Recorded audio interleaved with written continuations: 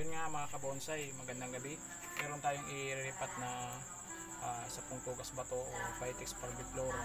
Bali ito po ay meron na po akong ready dito na rice hull na bulok at meron tayo yung mga pinagtistisan po ng mga kahoy. Bali hinalo ko lang po at meron na po tayong dating lupa dito na ilalagay.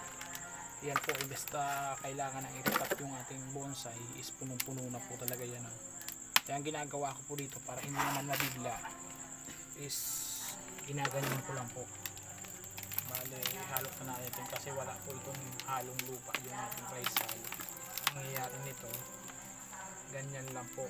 Bale, bawas lang tayo kahit paano. Dahil mainit ngayon naman, hindi naman tag-ulan, bawas lang tayo ng konti. Tapos, ganyan.